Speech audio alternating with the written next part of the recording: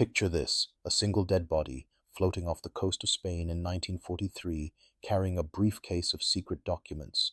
Spanish fishermen haul it aboard, local authorities get involved, and soon the contents are in German hands.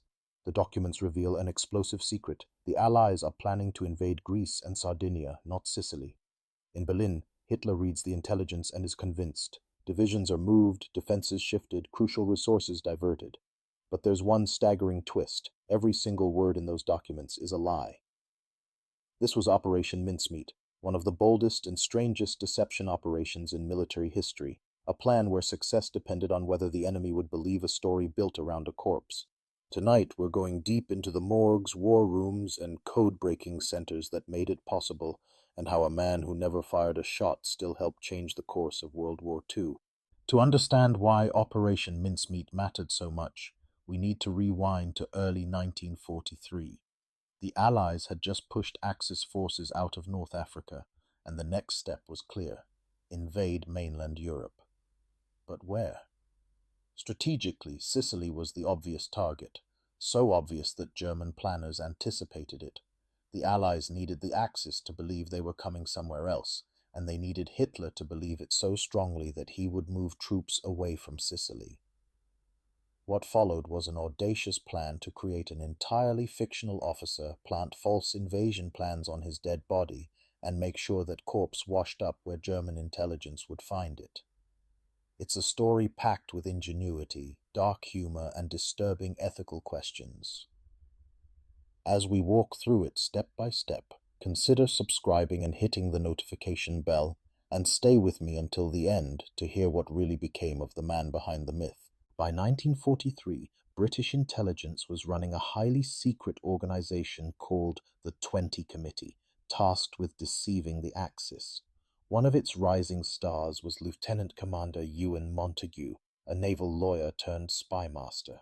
Alongside him worked Charles Cholmondeley, an eccentric RAF officer with a knack for imaginative schemes. They had been exploring ways to use dead bodies to mislead the enemy, ideas partly inspired by a pre-war memo casually suggesting that a corpse carrying fake papers might be useful. The key strategic problem: everyone knew Sicily was the logical invasion point. The only way to fool Hitler was not to hide Sicily, but to make another target seem even more convincing. So Montague and Cholmondeley set out to construct a deception so detailed that German intelligence would feel it had stumbled upon a priceless secret. That meant finding a suitable body, creating an entire fake life, and ensuring the corpse reached enemy hands without screaming "plant." The first challenge was grim. They needed a body. It had to look like someone who'd died at sea, preferably in an air crash, without obvious injuries that might raise suspicions. After quiet inquiries, they found a candidate in London, a homeless man named Glyndwr Michael, who had died from ingesting rat poison. Officially, this cause of death was discreetly obscured. Montague and his team faced macabre practicalities. How long could a body remain convincing in the water? Would Spanish authorities perform a detailed autopsy? Could they disguise any discrepancies as drowning? They consulted pathologists, coroners, and naval experts, all sworn to secrecy. Glyndwr Michael would never know it, but in death he became central to one of the most consequential cons of the war. From here, the mission shifted from morbid logistics to full-scale character creation. The corpse couldn't just be a body. It had to be a believable human being with a past, habits, emotions, and paperwork to prove it. A body alone wouldn't fool anyone. The man needed an identity. The team created Major William Martin, Royal Marines, a fictional officer whose rank and role made him important enough to carry sensitive documents, but not so senior as to be unbelievable on a risky flight. Then they built his life piece by piece. They crafted a worn identity card, a naval pass, theater ticket stubs, and bank statements. Most crucial were the pocket litter, personal items designed to make Martin feel real. There were love letters from a fiancée named Pam, complete with lipstick kisses and emotional in-jokes, an overdrawn bank notice to imply financial stress, even a bill for a recent engagement ring. They also added small, human details: a receipt for a new shirt, a letter from his father hinting at family expectations. Every item served a purpose: to convince any skeptical examiner that this was not a planted corpse, but a flawed, breathing man whose life had just been abruptly cut short. With Major Martin's personal life established, the team needed the core of the deception: fake military documents that seemed too sensitive to be anything but genuine. Rather than simple plans, they used a more subtle form: personal letters between high-ranking officers, casually referencing supposed Allied intentions. One key letter, from General Nye to General Alexander, implied that the main Allied assault would hit Greece, with a secondary attack on Sardinia. Sicily, it suggested, was being used as a decoy. Another letter mentioned the need for reinforcements in the eastern Mediterranean, reinforcing the illusion. They layered the materials: official-looking envelopes, typed pages, longhand signatures, even deliberate minor errors to feel authentic. All of it went into a locked leather briefcase, which would be handcuffed to Major Martin's wrist. The brilliance of the plan lay in psychology. Nobody would expect such sensitive documents to be sent by such a risky route, unless, of course, the war had forced desperate shortcuts. Next came the question: where should the body appear? The ideal location needed three qualities: plausible access to Allied air routes, a neutral country, and a strong German intelligence presence. Spain fit perfectly, especially the area near Huelva, where a German agent network operated, and Spanish officials were known to leak material to the Nazis. The plan's cover story was that Martin had died in an air crash at sea while flying from Britain to North Africa. Currents would carry his body to the Spanish coast. But making that story believable required naval analysis of tides, drift patterns, and timing. They also adjusted his clothing: a life jacket worn as if donned in an emergency, a trench coat suggesting an air journey, not a ship. Every clue, from theater tickets dated just before his flight to train timetables in his pockets, supported this narrative. The goal wasn't just to plant information, it was to build a mystery that German analysts would solve exactly as intended. On April 19, 1943, the submarine HMS Seraph slipped out of Scotland carrying the preserved body of Glyndwr Michael, now fully transformed into Major William Martin. Stored in a special canister packed with dry ice, the corpse was treated with a mixture of clinical detachment and eerie reverence. The crew were told a cover story. They were transporting a meteorological device. Days later, near the coast of Spain, the operation reached its most surreal moment. Under cover of darkness before dawn on April 30th, Seraph surfaced near Huelva. The officers read a brief prayer over the body.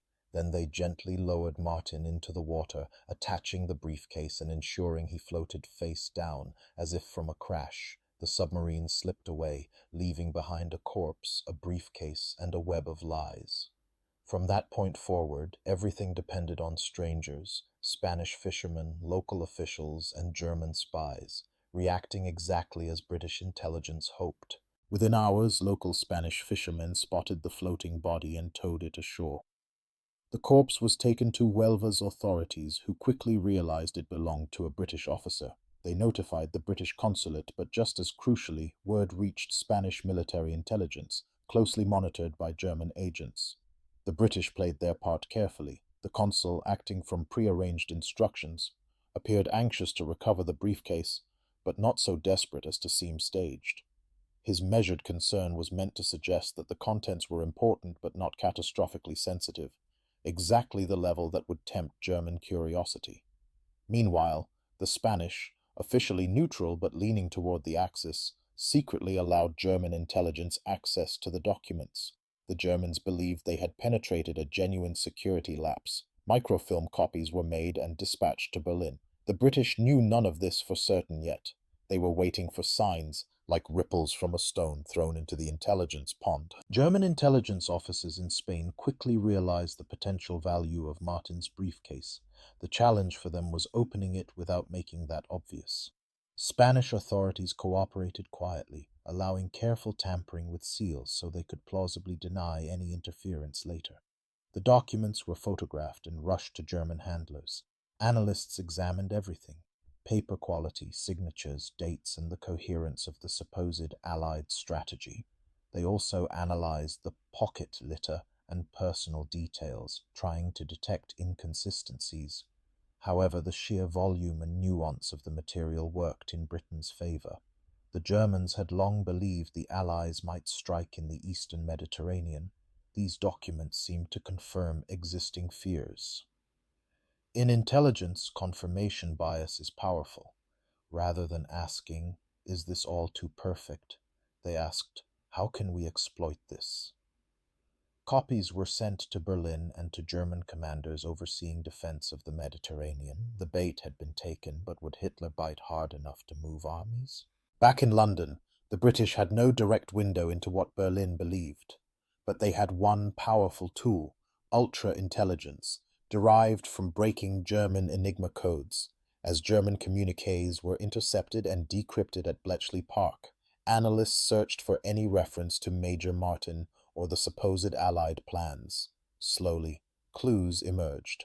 Messages indicated that German command now considered Greece a likely invasion target. Additional divisions were ordered toward the Balkans and to reinforce Sardinia. Most tellingly, reports showed a relative downgrading of concern about Sicily.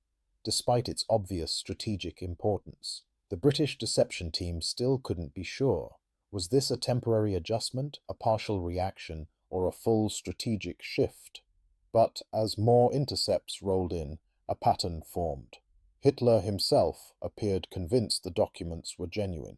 For a plan that had begun with a rat poison victim in a London morgue, the stakes had escalated to the highest level of the Nazi command structure. The ultimate test of Operation Mincemeat came in July 1943, when the Allies launched Operation Husky, the real invasion of Sicily.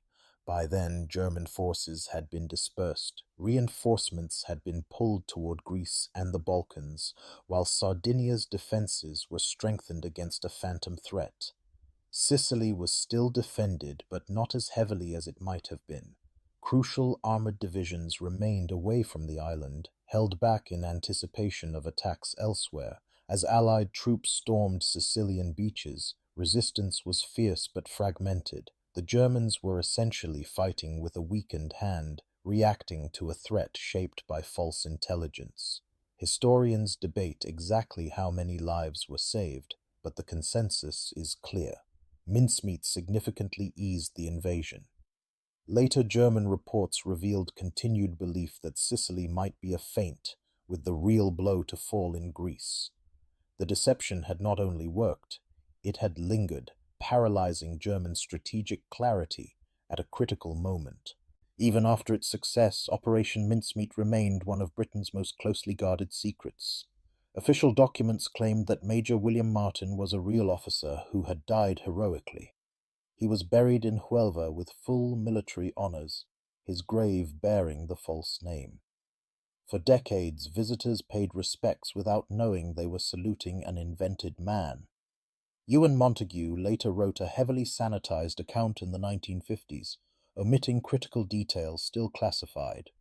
Gradually, researchers uncovered the likely true identity of the body: Glyndwr Michael, the Welsh drifter whose tragic, lonely death had been repurposed into a war-winning deception. Ethical questions linger. Was it right to use an unwitting corpse this way? Did the end, saving Allied lives, hastening Nazi defeat, justify the means? Operation Mincemeat forces us to confront the darker edges of wartime ingenuity, where respect for the dead intersects with the brutal calculus of survival. Operation Mincemeat's power lies in how perfectly it blended storytelling, psychology, and logistics. First, the planners understood their audience: German intelligence officers and ultimately Hitler himself. They didn't just fabricate data. They built a narrative that confirmed existing fears about Greece and the Eastern Mediterranean. Second, they obsessed over detail. From love letters and bank overdrafts to tide charts and life jacket placement, everything supported the illusion that Major Martin was a real man caught in a real tragedy. The sheer humanness of the deception disarmed skepticism. Third, the operation shows how intelligence victories often hinge on collaboration. Morgue workers, pathologists, submarine crews, forgers, and codebreakers all contributed. And it underscores the moral gray zones of total war, where a nameless drifter became, in death, an unwitting hero. Above all, Mincemeat reminds us that wars are not only won with tanks and planes, but with ideas, and sometimes with one carefully staged lie that the enemy chooses to believe. If this deep dive into Operation Mincemeat has shown anything, it's that history is often stranger and more human than fiction. A lonely man's body became the centerpiece of a deception that reshaped a major campaign and likely saved thousands of lives. Behind the official communiques and battle maps were people forging signatures, drafting fake love letters, and sailing silent submarines into the dark. If you want more stories like this, where tiny details and hidden decisions change the course of wars and empires, now's the perfect time to subscribe and hit the notification bell so you don't miss future episodes. In the comments, tell me, do you think the Allies were justified in using Glyndwr Michael's body this way, or did they cross a moral line, even in total war? Thanks for watching all the way to the end. Check out the videos on screen for more overlooked operations and spy stories that shape the modern world.